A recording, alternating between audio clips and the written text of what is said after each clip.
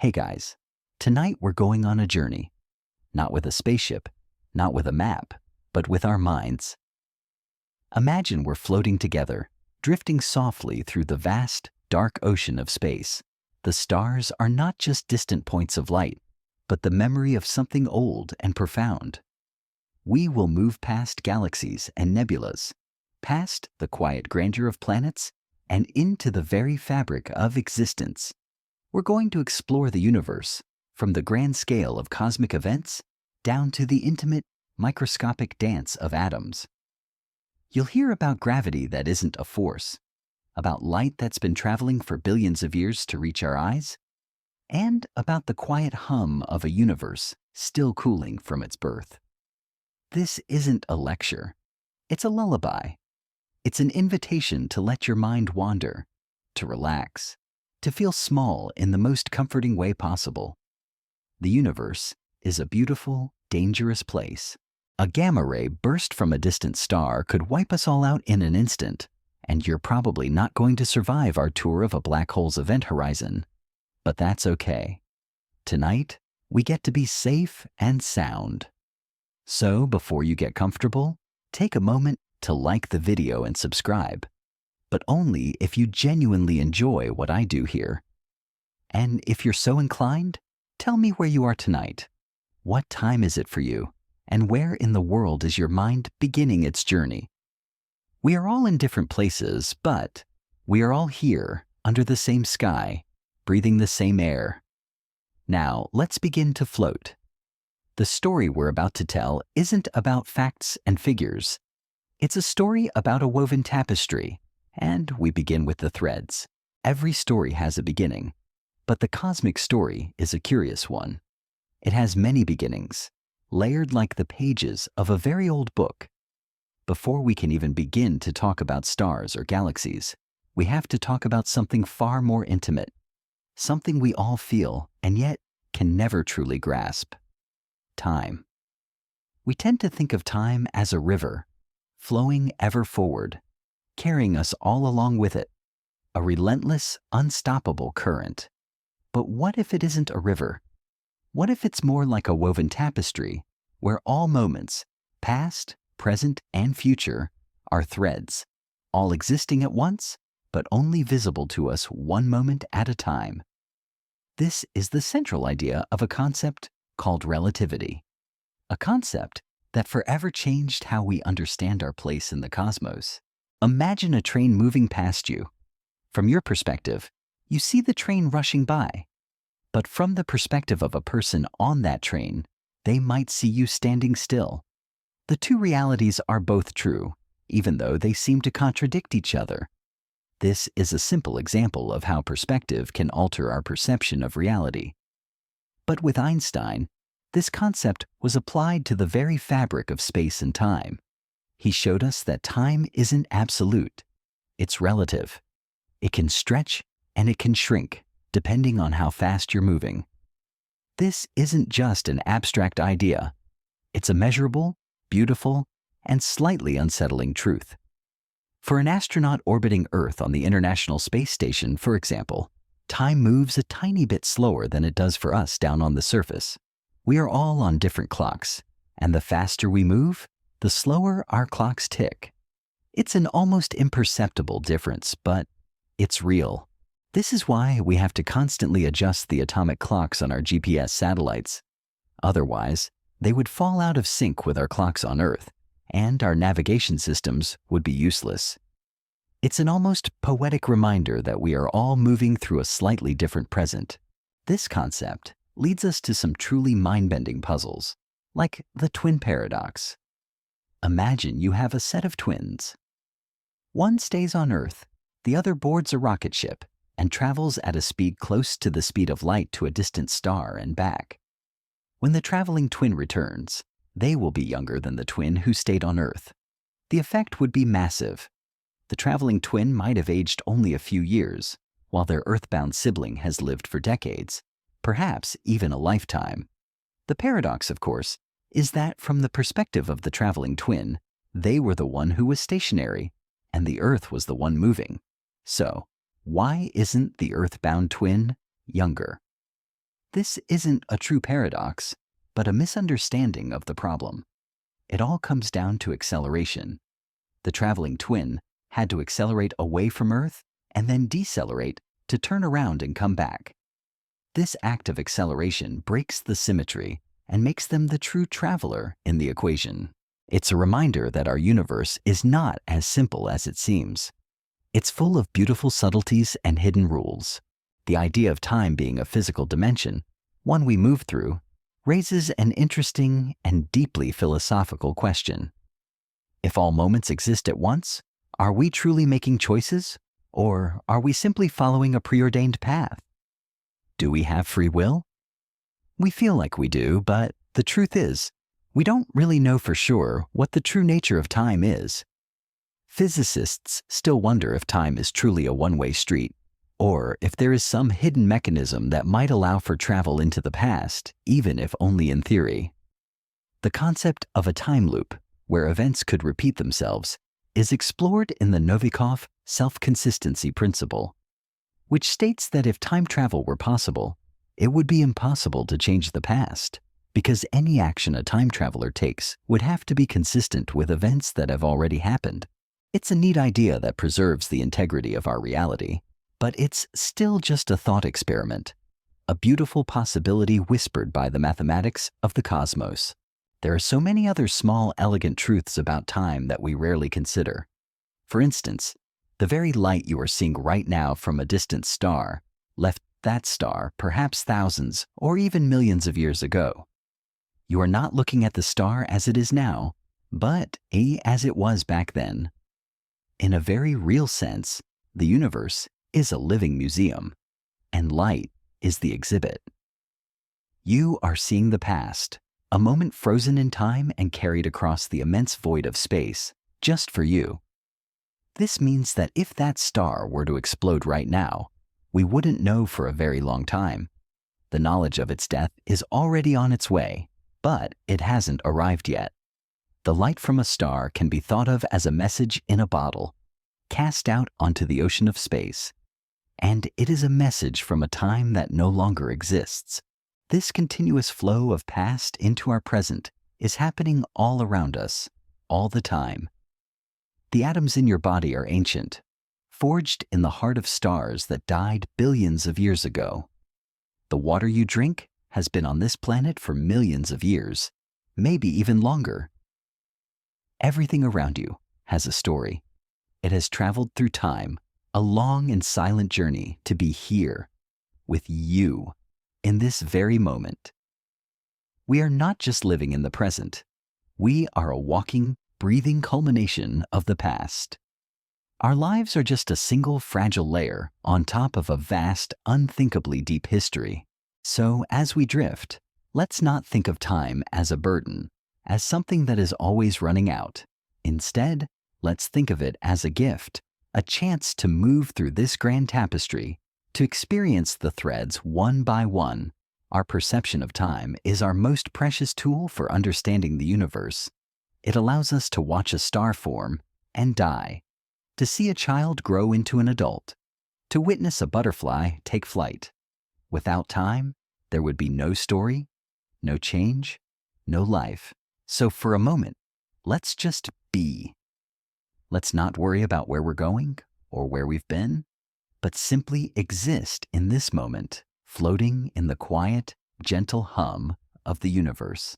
As we continue to drift, let's turn our attention from the invisible threads of time to the grand, glowing tapestries of the universe, the stars. They are not just dots in the night sky. They are the great furnaces of creation, the alchemists of the cosmos. To understand our own existence, we must first understand theirs. A star is born from a cloud of dust and gas, a place known as a nebula. These nebulae are like celestial nurseries, vast and swirling, 1,000,000 times the size of our solar system. Within these clouds, gravity begins its patient work. Tiny grains of dust, pulled by their own minuscule weight, slowly clump together. They attract more dust and gas, and as the mass grows, so does the gravitational pull. Over hundreds of thousands of years, this ever-growing clump becomes a protostar, a swirling ball of gas that isn't quite a star yet, but is getting warmer and warmer. The true moment of birth happens when the pressure and temperature at the core of this protostar becomes so immense that something incredible occurs. Nuclear fusion. Hydrogen atoms are squeezed so tightly together that they fuse, forming helium and releasing an enormous burst of energy. This is the moment a star truly ignites. It's a fundamental process of the universe, and it's the reason stars shine. This is the star's main sequence life, a period of stable burning that can last for millions or even billions of years, a long, quiet hum of creation. Our own sun is in this phase, and it has been for about 4.6 billion years. It's roughly halfway through its life, so we have a good, long time before it becomes anything other than the warm, life-giving light we know. But nothing lasts forever, not even a star. A star's life is a journey with a clear, predetermined end. When a star like our sun begins to run out of hydrogen fuel in its core, it starts to change. The core, no longer supported by the outward pressure of fusion, begins to collapse. As it collapses, it heats up, and this new heat causes the outer layers of the star to expand dramatically. The star will swell up to become a red giant, so large that it will consume the inner planets of our solar system, including Mercury, Venus, and possibly even Earth. This is a quiet, slow-motion apocalypse, a beautiful, fiery death that will take millions of years. After the red giant phase, the star's fate depends on its initial mass. For a star like our sun, the outer layers will gently drift away into space, forming a beautiful glowing shell of gas known as a planetary nebula. This isn't a planet. It's just a poetic name given by early astronomers who thought they resembled planets. What is left behind is a small, incredibly dense remnant called a white dwarf. A white dwarf is a star that has run out of fuel. It's no longer actively fusing atoms, but it still shines with the residual heat from its long, vibrant life. Over an unimaginable length of time, it will slowly cool down and fade, eventually becoming a cold, dark cinder known as a black dwarf. But for a much more massive star, say 8 to 10 times the mass of our sun, the ending is far more dramatic. Instead of a gentle fading, its life ends in a spectacular and violent explosion called a supernova. When a massive star's core runs out of fuel, the collapse is so rapid and so powerful that it creates a shock wave that blows the star's outer layers into space. For a few weeks or months, a single supernova can outshine an entire galaxy. It is one of the most powerful events in the universe. This explosion, a cosmic fireworks display, is not just an act of destruction. It's a profound act of creation. The immense heat and pressure of the supernova forge new heavier elements like iron, gold, and silver. This is the central beautiful truth of our existence. The elements that make up your body, the carbon in your bones, the oxygen you breathe, the iron in your blood, were not created on Earth. They were forged in the heart of a long-dead star and then scattered across the cosmos in a supernova explosion. This stardust traveled through space, eventually gathering with other cosmic debris to form a new solar system, a new planet, and eventually, us. The carbon in your left hand might have come from a star that exploded in a different part of the galaxy than the carbon in your right hand. We are, in a very real and physical sense, children of the stars. This is not just a poetic metaphor. It is a scientific fact. This is a powerful and comforting thought. When you look at the stars, you're not just looking at something distant and alien. You are looking at your ancestors. The light from those stars tells a story of creation and destruction, a story that is intimately woven into your own. We are all made of stardust, the dust from which the universe was born. The same dust that created stars is the same dust that created us. And yet, this raises a persistent and beautiful mystery. How did the simple elements forged in a star become so beautifully and complexly arranged to form life? The truth is, we don't really know for sure. The path from scattered elements to a living, breathing being is still one of the most profound and unsolved puzzles of science. So as we continue to float, let's take a moment to be grateful for the death of stars. Without their violent, beautiful endings, we would not be here. We would not have the elements needed to form our planet, our oceans, our very bodies. We are a testament to their sacrifice, a final, quiet whisper of starlight on a small blue planet. We are the inheritors of a cosmic legacy, a story that has been billions of years in the making. We have drifted past the birthplace of stars, felt the echo of their fiery deaths, and recognized our own origins in their cosmic dust. But what is it that holds all of this together? What is the invisible sculptor of the universe, the silent architect of galaxies and planets? It is something we feel every moment of every day, yet we rarely give it a second thought. I'm talking about gravity. We often think of it as a simple force, the thing that keeps our feet on the ground and causes an apple to fall from a tree. But in the elegant language of physics, it is so much more profound. It is not a force at all, but a shape, a geometry. Imagine a large, stretched out sheet of fabric, like a trampoline. If you were to place a heavy bowling ball in the center, it would create a deep curve or a dimple in the fabric. Now, if you were to roll a smaller marble nearby, the marble would not be pulled toward the bowling ball by some invisible string. Instead, it would follow the curved path created by the bowling ball's weight. It would be drawn into the dimple, orbiting or spiraling toward the larger object. This is Einstein's beautiful and intuitive vision of gravity. Massive objects, like stars and planets, do not pull smaller objects toward them. Instead, they warp the very fabric of space-time around them, and other objects simply follow the curves in this fabric. The sun doesn't pull the Earth. The Earth is simply following the curve that the sun has created in the space-time tapestry. This idea of gravity as geometry, not a force, explains some of the universe's most mind-bending phenomena. It explains why light bends when it passes a massive object, an effect called gravitational lensing. The path of light, which we assume to be a straight line, is also bent by the curvature of space-time. When we look at a distant galaxy, a massive galaxy cluster between it and us can act like a cosmic magnifying glass, bending the light from the more distant galaxy and creating multiple distorted images of it in the sky. It's like looking through a funhouse mirror, except the mirror is made of nothing but the quiet, invisible presence of gravity. This same principle also governs the existence of gravitational waves, one of the most remarkable predictions of Einstein's theory. Gravitational waves are ripples in the fabric of space-time itself. Imagine two enormous black holes, a pair of silent, cosmic dancers, spiraling around each other at incredible speeds.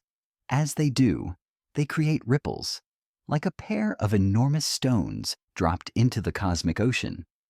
These ripples travel outward at the speed of light, and they are so subtle that for a long time, we thought we would never be able to detect them. It wasn't until 2015 that scientists, using incredibly sensitive instruments called LIGO, were finally able to detect the faint echo of a gravitational wave from the merger of two black holes over 1 billion years ago. It was a faint whisper from the deep past, a confirmation of a theory that had been waiting to be proven for a century. It was the universe telling us that it truly behaves as Einstein described. This brings us to a beautiful, subtle truth about our own planet. The Earth, with its quiet, steadfast presence, is constantly creating a small, persistent dimple in the fabric of space-time.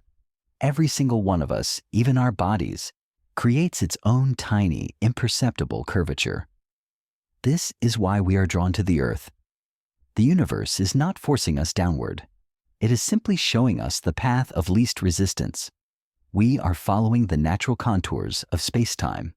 So, when you feel the weight of the world on your shoulders, remember that it is not a weight at all. It's the silent and elegant geometry of existence. But despite all we have learned, there remains a deep, unsolved mystery. While Einstein's theory of general relativity beautifully describes gravity on a grand cosmic scale, the motion of planets, stars, and galaxies, it completely breaks down at the microscopic quantum level. Our two great theories of the universe, general relativity and quantum mechanics, are like two different languages that describe two different worlds. They are both incredibly successful within their own realms, but they are completely incompatible with each other. Physicists still wonder what a unified theory of everything might look like. A single elegant framework that can describe gravity not only as a cosmic force, but also as a quantum phenomenon. The truth is, we don't have all the answers. The universe still holds some of its most profound secrets close, and perhaps that is as it should be. The mystery is where the wonder lies. So as we continue to drift, let us take a moment to feel the gentle, persistent pull of our own planet. It is not a burden, but a gentle reminder that we are part of a larger, beautiful story. We are not just floating in a random space.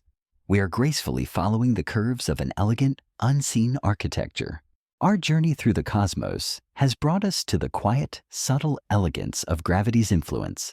As we follow the curves it has etched into space-time, we are drawn towards some of the universe's most extreme and mysterious objects. These are the places where gravity reigns supreme, where the very laws of physics as we know them seem to break down. I'm talking about black holes. A black hole is not a hole in the traditional sense, but an object with such immense mass and density that its gravitational pull is inescapable. Nothing, not even light, can escape once it crosses a point of no return called the event horizon. Imagine a whirlpool, spinning faster and faster. If you're far away, you can swim against the current. But as you get closer to the center, the pull becomes stronger until eventually you reach a point where the water is moving faster than you can swim. You are pulled in, no matter how hard you try to fight it. The event horizon is that point of no return. Once something crosses it, it is gone forever, at least from our perspective. What happens inside a black hole is still a subject of intense speculation and mathematical theory. At the very center lies a singularity, a point of infinite density and zero volume. Our current understanding of physics completely breaks down at this point. It's a place where time and space cease to exist as we know them. The journey toward a singularity is called spaghettification, a rather whimsical name for a terrifying reality. As an object or a person approaches a black hole, the gravitational pull on the part of the object closer to the black hole is significantly stronger than the pull on the part farther away. This difference in force would stretch the object out, like a strand of spaghetti, until it is ripped apart at the atomic level. But here is where the story gets even stranger. The passage of time itself is altered near a black hole. This is an extreme example of the time dilation we discussed earlier. To an outside observer, an object or person falling into a black hole would appear to slow down as it approaches the event horizon, its clock ticking slower and slower. It would seem to hover there, a ghost of itself, forever frozen in time just outside the boundary. From the perspective of the person falling, however, time would continue as normal, though they would not be able to send any information back to the outside world. It is a beautiful and unsettling example of how time is not an objective reality, but something that is deeply woven into the fabric of space-time itself. A black hole is not an empty void, but a remnant of a massive star's death. A stellar corpse so dense it has become a finality in itself. There is an interesting little-known fact about black holes that often surprises people. They don't just suck everything into them like a cosmic vacuum cleaner. In fact, if our sun were to magically become a black hole of the same mass, Earth would not be sucked into it. We would continue to orbit it just as we do now because the gravitational influence would be the same. The danger of a black hole is not its distant pull, but its inescapable proximity. This raises an interesting and profound question that physicists still debate. What happens to the information of the objects that fall into a black hole? Does it disappear forever? The laws of quantum mechanics suggest that information cannot be truly destroyed. This is known as the information paradox. If information is indeed destroyed within a black hole, it would violate one of the most fundamental principles of physics. Some theories suggest that the information is not destroyed, but is perhaps scrambled and encoded on the two-dimensional surface of the event horizon, much like a hologram. This is a beautiful and mind-bending idea, suggesting that our three-dimensional reality might be nothing more than a projection of a two-dimensional surface at the edge of the universe. So as we float, let's marvel at these cosmic mysteries. Black holes are not just monsters of the deep. They are laboratories of the impossible, where time and space are bent and broken, and where the most fundamental laws of our universe are tested. The truth is, we don't really know for sure what happens inside a black hole. It is a mystery that serves as a profound reminder that there is still so much we have yet to discover, so much to wonder about. In the quiet, gentle darkness of space, we have traveled from the grand scale of time and gravity to the mysterious finality of black holes. Now, let's take a complete and sudden shift. Let's shrink down, past the size of stars and planets, past the human scale, and into the strange and beautiful world of the very small.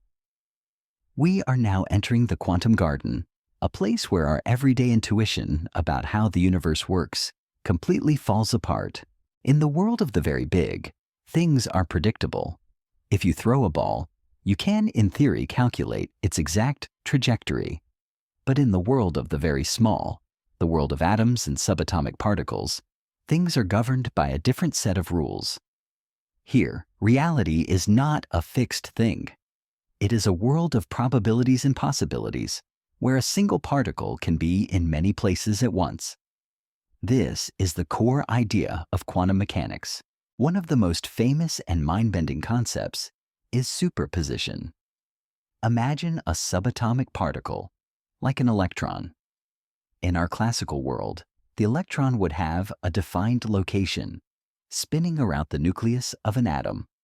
But in the quantum world, the electron doesn't have a single location. It exists in a state of superposition, meaning it is everywhere at once, a cloud of probability. It is only when we measure its position, when we look at it, that it is forced to choose a single location. This is not just an idea. It's a measurable, beautiful, and slightly unsettling truth. For example, quantum computing, a technology that holds immense promise, relies on this very principle. A quantum bit, or qubit, can exist as both a 1 and a 0 at the same time, allowing for calculations that are impossible for a traditional computer. This idea leads to a deep philosophical question that even the greatest minds of physics still debate. Does reality truly exist when we are not observing it? Is the moon there when no one is looking at it? The famous physicist Erwin Schrödinger created a thought experiment called Schrödinger's cat to highlight this paradox. Imagine a cat in a sealed box with a vial of poison that will be released by a random quantum event. According to the laws of quantum mechanics, before the box is opened, the cat is in a state of superposition, both dead and alive at the same time. It is only when we open the box and observe the cat that its state is determined. This isn't to say that the cat is actually both dead and alive, but it illustrates how profoundly our observation seems to affect the very fabric of reality at the quantum level. The truth is, we don't really know for sure what is happening. The act of observation itself seems to be a key part of the cosmic story. Another strange and beautiful concept is quantum entanglement. Imagine two particles that are linked together, no matter how far apart they are. If you measure a property of one particle, like its spin, the other particle instantly takes on a corresponding opposite property. This happens faster than the speed of light, which Einstein called spooky action at a distance. It's as if they are still connected by some invisible thread, whispering to each other across vast cosmic distances. This entanglement is a very real phenomenon, and it's something that we are actively trying to harness for secure communication and other technologies. It's a fundamental property of the universe, a silent agreement between two particles that are millions of miles apart. There are so many little-known facts about this world. For example, at the quantum level, a vacuum is not empty. It is a seething ocean of virtual particles that are constantly popping in and out of existence, a silent, unseen dance that is happening everywhere, all the time. It raises an interesting question. If the universe is always in a state of flux at the smallest scales, where does reality truly begin? So, as we drift through this strange garden, let's take a moment to be in awe of its beauty and its mystery. It's a reminder that the world we see and touch is just one layer of a much deeper and more complex reality. The very ground you are sitting on, the very air you are breathing, is a theater of possibility, a constant dance of what-ifs. We are not just made of stardust. We are made of the elegant and beautiful strangeness of quantum mechanics. We have looked at the universe as a grand tapestry and a strange, probabilistic garden. But what of its beginning? Where did all of this woven complexity come from? To answer that, we must travel to the very first moment, to a time before time, to a place before space. We are going back to the Big Bang. The name itself is a bit misleading. It wasn't a bang in the traditional sense, like an explosion in space. It was the expansion of space itself. Imagine an infinitely small, infinitely hot, and infinitely dense point, a singularity. This point contained all the matter and energy of our entire universe. Then, for reasons we don't fully understand, this singularity began to expand. It wasn't expanding into anything. It was creating space as it went. The Big Bang was the moment that the cosmic clock began ticking. In the very first moments, the universe was a chaotic, beautiful soup of subatomic particles, too hot and dense for even atoms to form. For hundreds of thousands of years, light was trapped, bouncing chaotically from one particle to another. The universe was opaque, like a thick fog. But as it continued to expand and cool, a profound change occurred. About 380,000 years after the Big Bang, the universe became cool enough for electrons to combine with protons and neutrons to form the first atoms, primarily hydrogen and helium. This event is known as recombination. With the electrons now bound to atoms, light was free to travel through the cosmos for the first time. This light, now stretched and cooled by the expansion of space, still exists today as a faint, uniform glow in every direction. This is the cosmic microwave background, CMB radiation. It's the most powerful piece of evidence we have for the Big Bang, a fossil of the universe's earliest moments. When you tune a television to a channel with no signal, a small percentage of the static you see and hear is actually this leftover radiation from the Big Bang. It is the universe's quietest, most persistent echo. The CMB is incredibly uniform, but with a slight, almost imperceptible variation in temperature. These tiny fluctuations, 1 part in 100,000, were the seeds of everything that exists today. They were the original subtle lumps of density that would eventually grow over billions of years into the vast galaxies, stars, and planets we see today. It's a beautiful thought. All the magnificent cosmic structures in the night sky began as a faint whisper of difference in the fabric of the early universe. This brings up a wonderful and enduring mystery. What happened before the Big Bang? The truth is, we don't really know. Our current laws of physics and our understanding of time begin at that moment. The question of what came before is like asking what is north of the North Pole. It may be a question that is fundamentally unanswerable with our current tools. Some theories suggest that our universe is just one in a series of universes, and that a big bounce or a collision of other universes created ours. But these are just ideas, beautiful whispers in the dark. A little known and fascinating fact about the early universe is that it went through a period of immense rapid expansion, far faster than the expansion we see today. This is called cosmic inflation. It happened in the first tiny fraction of a second after the Big Bang, and it explains why the universe appears so uniform and flat. Without this period of inflation, the universe would have been a chaotic, lumpy, and very different place. Physicists still wonder what force drove this incredible expansion, so as we drift, let's sit for a moment in the silence of the beginning. The universe is a very old place, and yet it is still in its infancy. It is still expanding, still cooling, still telling the story of its birth. We are all living in that story, a direct continuation of that initial moment of creation. We are the result of a long, quiet, and beautiful process that started with nothing more than an echo. We have floated through the echoing silence of the Big Bang, a moment of pure creation, and witnessed how a cosmos full of stars and galaxies emerged from a whisper. But now, let us turn our gaze to a small, unassuming blue planet, one that we know so well, our own home. This planet holds a secret, a profound mystery that still captivates us. How did all of this quiet, cosmic physics give rise to something so wildly improbable, so breathtakingly complex as life? For billions of years after its formation, Earth was a hostile, barren place, a world of molten rock, volcanic eruptions, and a thick, toxic atmosphere. And yet, somewhere in that primordial chaos, a series of chemical reactions began that would lead to everything we see today. The first life was not a grand event.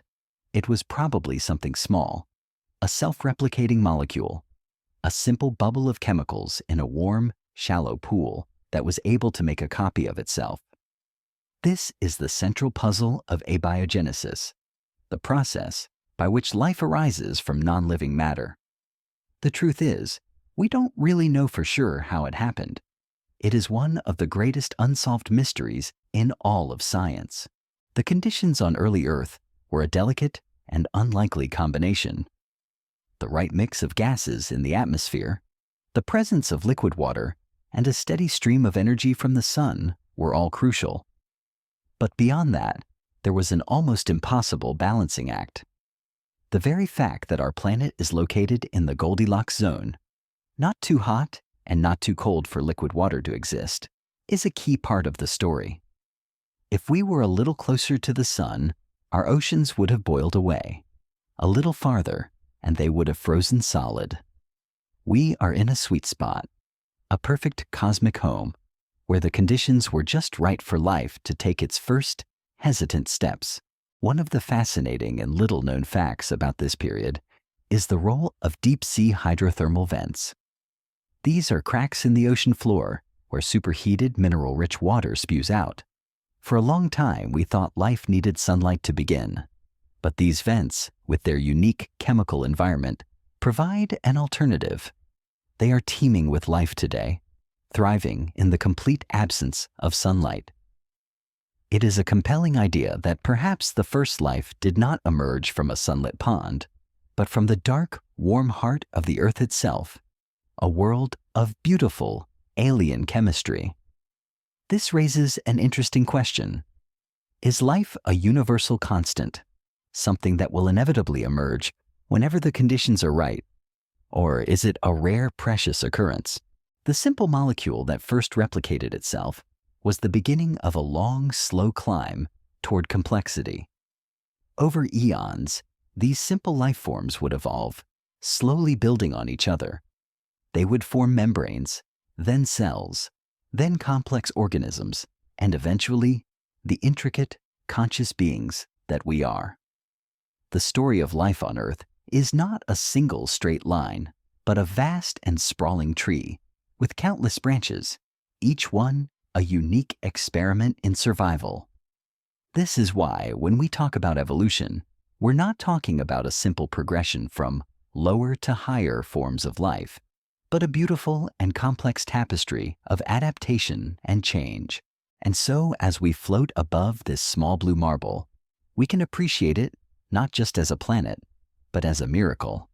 It is a living experiment, a place where stardust and gravity and time have all conspired to create something utterly unique. We are a part of that experiment. We are the planet's way of looking back at itself, of telling its own story. We have traveled from the cosmic scale of the Big Bang to the microscopic birth of life on Earth. Now, let's take another turn inward, from the grand tapestry of the universe to the most complex object we know of, the human brain. And let's look at one of its most beautiful and mysterious states, sleep. Sleep is not a period of inactivity. It is a vibrant, dynamic state in which our brain is performing some of its most crucial work. Think of it as a quiet theater. During the day, the stage is bustling with the actors of our conscious thoughts and actions. But at night, a new play begins, a silent, surreal performance with its own unique cast of characters. This is the story of the neuroscience of sleep. We move through distinct stages, each with its own purpose. We begin in light sleep, then move into deeper slow-wave sleep, where our bodies repair themselves and our memories are consolidated. Then, the most enigmatic part of the performance begins. REM sleep. REM stands for rapid eye movement, and it's a stage where our eyes dart around behind our eyelids as if we are watching a movie. Our brain activity during REM sleep is almost identical to our waking state, and it is during this phase that we do most of our dreaming. While our minds are racing through bizarre and vivid narratives, our bodies are in a state of temporary paralysis, a brilliant protective mechanism that prevents us from acting out our dreams. The purpose of dreams is a profound and unsolved mystery. Some theories suggest they are a way for our brains to process emotions and memories, to rehearse for potential threats, or simply a byproduct of the brain's nightly maintenance. The truth is, we don't really know for sure why we dream. It is a silent, nightly performance, a story our subconscious tells us, and its meaning is one of the most beautiful unknowns in all of science. This leads to a fascinating and little-known scientific fact. It's not just humans who dream. Many other animals, particularly mammals, also experience REM sleep. It's very likely that your dog or cat dreams, and we can sometimes see their paws twitching or hear them make little noises as they run through a dream chase. This raises an interesting question. If dreams are a way of processing information, what kind of stories do other animals tell themselves? The brain's activity during sleep is a marvel of efficiency. It's not just a period of rest, but a time of cleansing. The brain has a unique system, called the glymphatic system, that works like a nightly janitor. During deep sleep, the fluid around our brain cells is flushed out, carrying away the waste products that have built up during the day. This is a vital process that helps prevent neurodegenerative diseases. So, the quiet of the night is really a time of deep internal cleaning, a kind of biological reset. Sleep is a universal phenomenon of life, a beautiful rhythm that connects us to every other living thing on this planet. It is a period of vulnerability, of letting go of control and allowing our minds to wander into the unknown. We spend roughly a third of our lives asleep, a vast, unexplored territory within our own minds. What an incredible journey we take every single night, and we don't even remember most of it. We are explorers of an inner world as vast and mysterious as the outer universe. So as you feel yourself getting tired, and as your eyes begin to gently close, remember the quiet, beautiful work your brain is about to do. It's not a waste of time. It's a journey, a performance, and a deep, cleansing bath all in one. It is a part of the cosmic dance. We have journeyed into the depths of sleep, an inner cosmos as mysterious as the outer one. Let's stay here, within the quiet confines of the human mind, and consider it not as a collection of parts, but as a whole. What is it that allows us to have thoughts, to feel emotions, to be aware of our own existence? What is the beautiful and elusive phenomenon we call consciousness? Imagine your brain as a dense, vast forest. The individual neurons are the trees, and the connections between them, the synapses, are the millions of paths and bridges that crisscross through the woods. When a thought or memory is formed, it's not stored in a single tree. Instead, it's a pattern of activation, a unique path that is traced through the forest. As you learn something new or recall a memory, this path is strengthened, like a trail being walked over and over again. Your brain is not a computer with a fixed memory location. It is an ever-changing landscape of connections. The number of possible connections in the human brain is greater than the number of atoms in the known universe. It is a level of complexity that is almost impossible to comprehend. This leads to a fascinating and little-known scientific fact. Our brain is constantly reorganizing itself, a process called neuroplasticity. When you learn a new skill, like playing the piano or speaking a new language, you are not just acquiring knowledge. You are physically rewiring your brain. New connections are formed and old ones are pruned away. This is why when you practice something, it gets easier. The paths in the forest are becoming more defined, more efficient. It is a beautiful testament to our ability to adapt and change, even at the deepest biological level. But consciousness remains one of the great unsolved puzzles. We can study the brain, we can map its activity, and we can even understand the individual parts. But we cannot point to a single place and say, "This is where consciousness resides." It seems to be an emergent property, something that arises from the collective activity of all those billions of neurons working together, like a symphony emerging from a collection of individual instruments. It is not in the violins or the flutes. It is in the music itself. Physicists and philosophers still wonder if consciousness is something unique to humans, or if it is a more fundamental property of the universe. Could a shared underlying awareness connect all things, just as we saw with the strange dance of entangled particles? This raises a profound question. Are we just our physical brains, or are we something more? The truth is, we don't really know for sure. The path from a collection of chemical reactions to the feeling of being is still one of the most beautiful and mysterious journeys we have yet to chart. So as you continue to relax, and as the quiet of the night settles in, think about the incredible world that exists within your own skull. It is a universe of its own, a place where thoughts, memories, and dreams are born. It is a testament to the power of complexity, a stunning example of how something truly magnificent can emerge from the simplest of building blocks. You are a walking, breathing microcosm of the cosmos. We have explored the grandest scales of the cosmos and the most intricate depths of the human mind. Now, let's go even smaller. Let's enter the quiet, bustling cities that make up all life as we know it, the cells. Every living thing on Earth, from the smallest bacterium to the largest whale, is made of cells. They are the fundamental building blocks of life, and within each one, a magnificent symphony is playing out. Imagine a single cell as a sprawling city. The cell membrane is the city wall, carefully controlling what comes in and what goes out.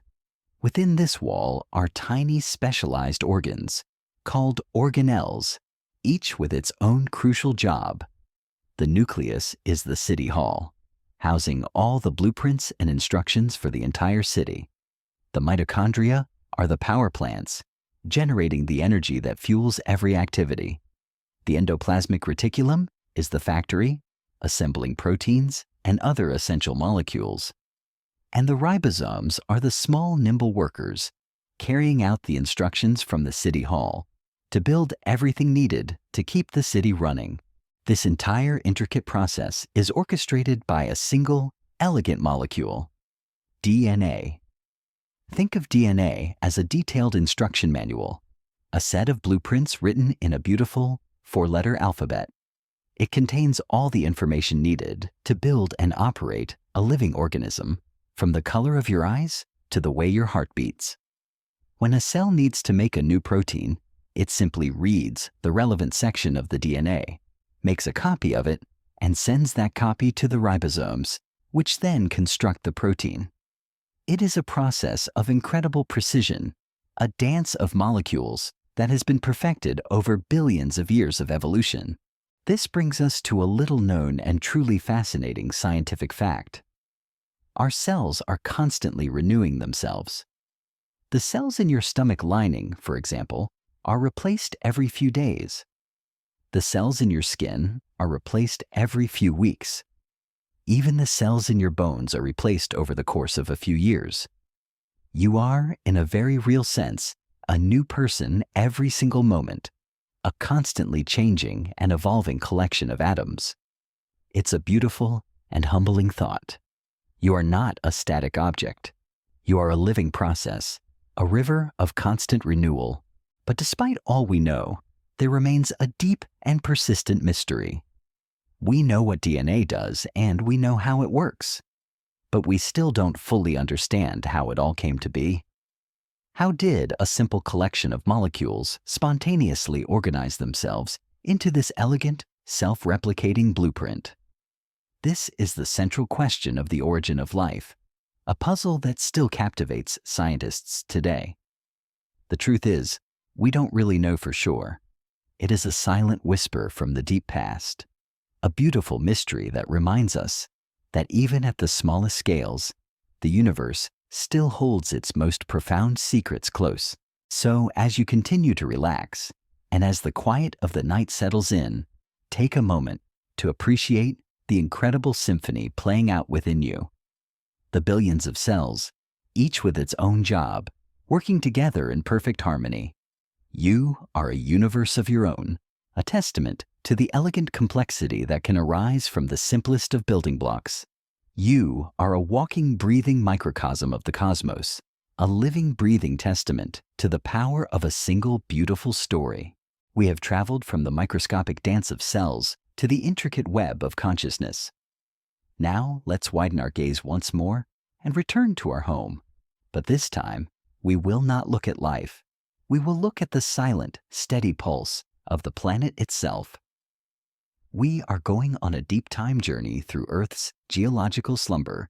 For a long time, we thought of the Earth as static, a fixed stage upon which the drama of life played out. But we now know that this is far from the truth. The Earth's surface is a dynamic, ever-changing tapestry, constantly being reshaped by forces that are almost beyond our comprehension. The story of our planet is not a single, straight narrative, but a slow, churning saga of creation and destruction, a ballet of rock and fire that has been unfolding for billions of years. The most profound of these forces is plate tectonics. The Earth's crust is not a solid shell, but a jigsaw puzzle of enormous continent-sized pieces called tectonic plates. These plates are not static. They are in constant, slow motion, floating on the semi-molten rock of the mantle below. Over millions of years, these plates collide, creating majestic mountain ranges like the Himalayas. They pull apart, forming new ocean floors and deep valleys, like the Great Rift Valley in Africa. They slide past each other, causing earthquakes. It is a slow, methodical dance, a beautiful ballet of immense, silent power. One of the fascinating and little-known facts about this process is that every single continent has been part of a supercontinent multiple times throughout Earth's history. The most recent one was Pangaea, which began to break apart about 175 million years ago. Before that, there was Gondwana, and before that, Rodinia, and so on. The continents we know today are just temporary arrangements, snapshots in a much longer, more elegant geological history. In the distant future, they will all come together again to form a new supercontinent. This slow, relentless cycle of assembly and disassembly is a core rhythm of our planet's existence. But despite all we know, there remains a beautiful, unsolved mystery. We have a good understanding of how the plates move and what they do. But the true engine of their movement, the driving force behind this planetary dance, is still a subject of scientific debate. The truth is, we don't really know for sure what drives the currents in the Earth's mantle that cause the plates to move. It is a silent, elegant mystery that reminds us that even with all our technology, the deepest secrets of our own home planet are still out of our reach. This deep time view of our planet is a humbling one. It reminds us that our own lives are but a fleeting moment in a much grander story. The mountain you see today, the river that flows through a valley, is not a permanent feature. It is a temporary form, a transient shape in a landscape that is constantly being remade. The rocks under your feet have their own long, silent story. They have been broken down by wind and water, reformed by fire, and pushed up by the slow collision of continents. They are the quiet, eternal witnesses to all of Earth's history. So, as we drift, let's take a moment to feel the ancient, quiet strength of our planet. It is not a stage, but a character in its own right. A living, breathing entity with a history far deeper and a story far longer than our own. We are lucky to be a part of its current, fleeting moment. We have watched the planet's slow geological dance, a testament to the immense power of patience and time. Now, let's consider how that immense power, and indeed every single event in the universe, is connected. We are going to explore the quiet, subtle, and profound nature of chaos theory. Chaos theory is not about a lack of order. On the contrary, it is about an exquisite and complex kind of order that is so sensitive to its initial conditions that it appears to be completely random. Imagine a butterfly flapping its wings in the Amazon. This tiny, seemingly insignificant act displaces a few molecules of air. Those molecules, in turn, nudge other molecules and the effect ripples outward. Over weeks and months, in a complex series of interactions, this tiny initial disturbance could, in theory, contribute to the formation of a massive hurricane on the other side of the world. This is the butterfly effect, the central metaphor of chaos theory. It is a beautiful and unsettling idea that tells us that the smallest actions can have the most profound and unpredictable consequences. This principle is at work everywhere, from the weather systems on our planet, to the stock market, to the seemingly random behavior of our own minds. Our lives are not a straight line, but a complex, chaotic system.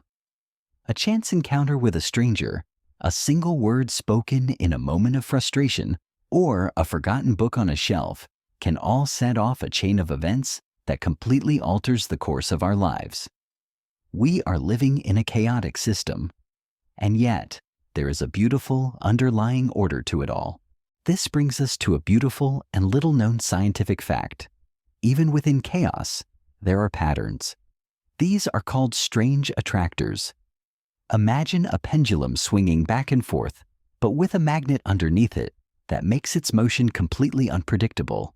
The path of the pendulum seems random, but if you plot its path over time, you will see it forms a beautiful, intricate, and repeatable pattern.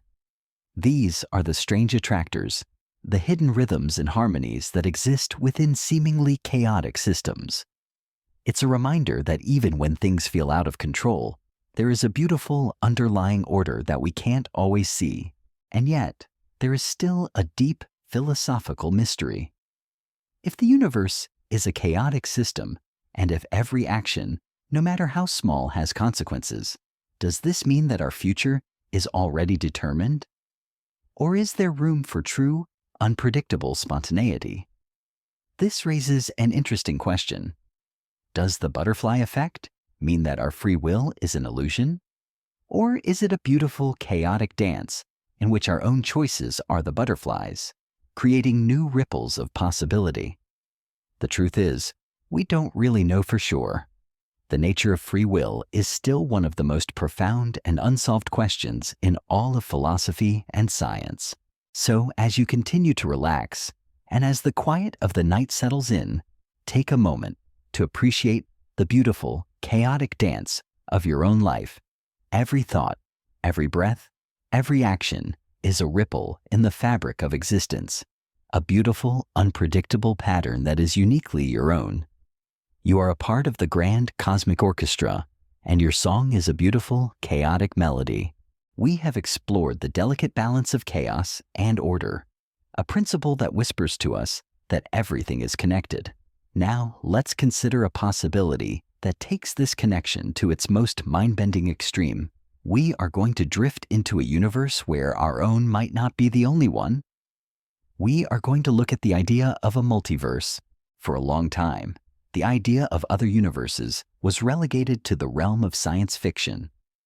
But over the last few decades, a number of scientific theories have emerged that suggest that our universe is just one of many, a single bubble in a vast, unseen ocean of cosmoses. This idea of a universe of mirrors is both deeply unsettling and profoundly beautiful. One of the most prominent theories is called eternal inflation. It suggests that the immense, rapid expansion of the universe that we talked about earlier never really stopped. Instead, it continues on forever in some regions of space, creating new bubble universes at every moment. Our universe, in this view, is just one of those bubbles, and there are countless others being born all the time, each with its own set of physical laws, its own stars, its own planets, and maybe even its own life. This means that somewhere out there, a universe might exist where gravity is a repulsive force, or where light travels at the speed of a snail, or where life is made of silicon instead of carbon.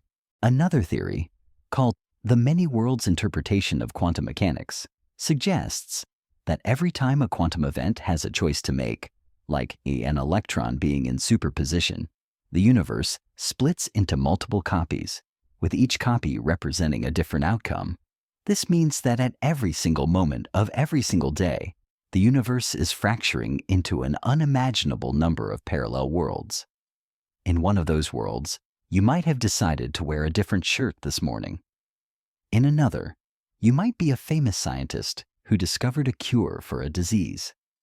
This leads to a beautiful and unsettling possibility that there are infinite versions of you, living infinite versions of your life, each one a whisper of a different choice.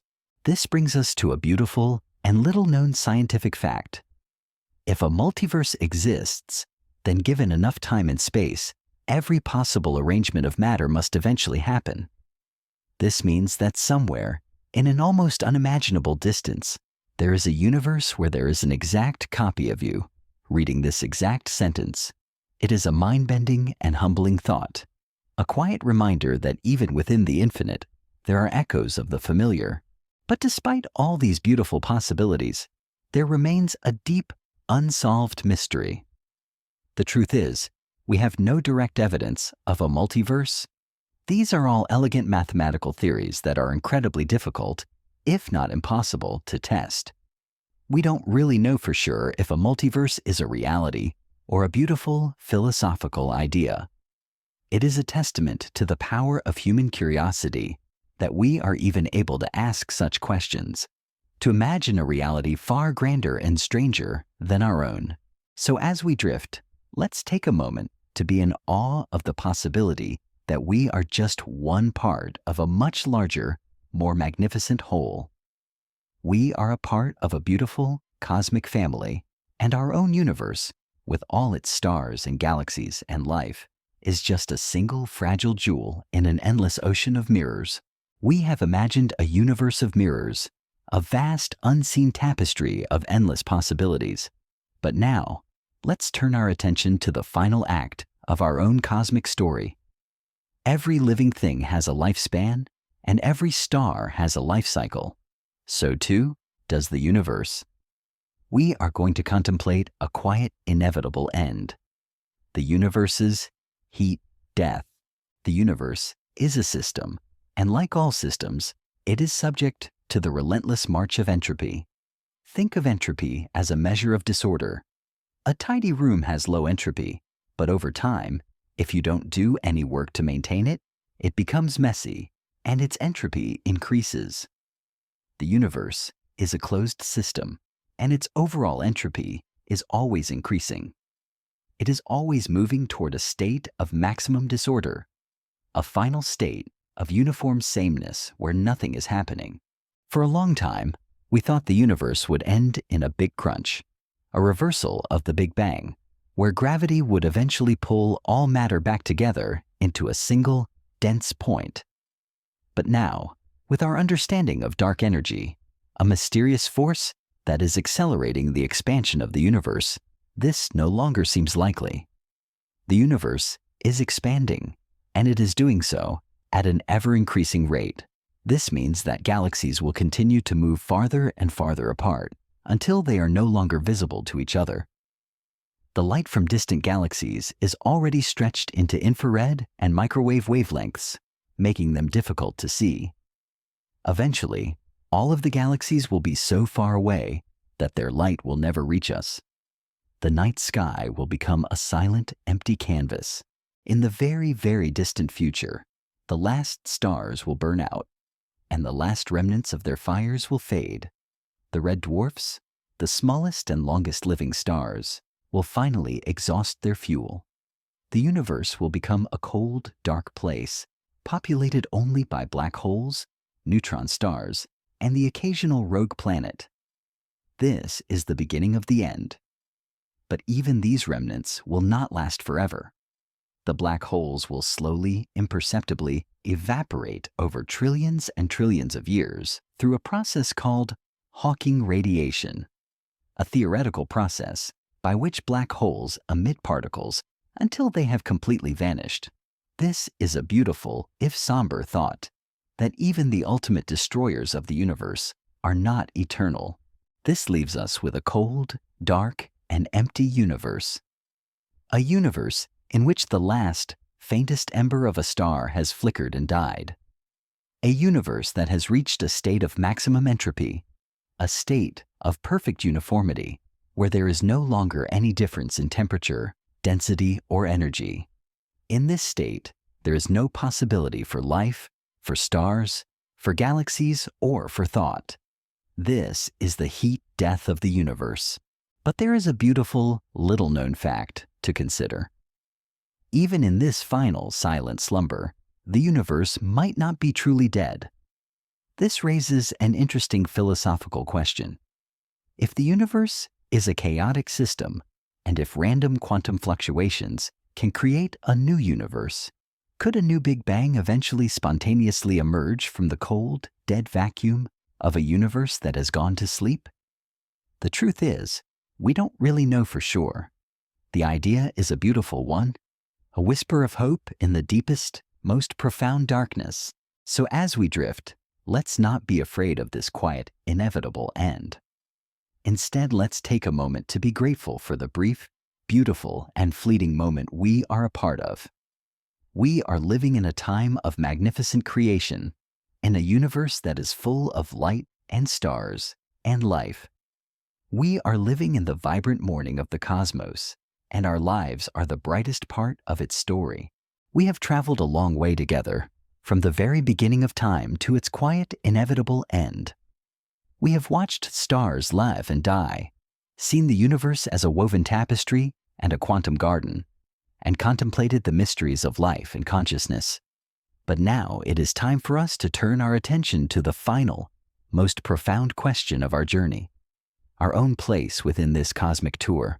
In the face of a universe so vast, so ancient, and so complex, it is easy to feel insignificant. We are a collection of stardust, living on a tiny, insignificant planet in a quiet corner of an average galaxy. Our lives are but a fleeting moment, a single breath in the long, silent sigh of the cosmos.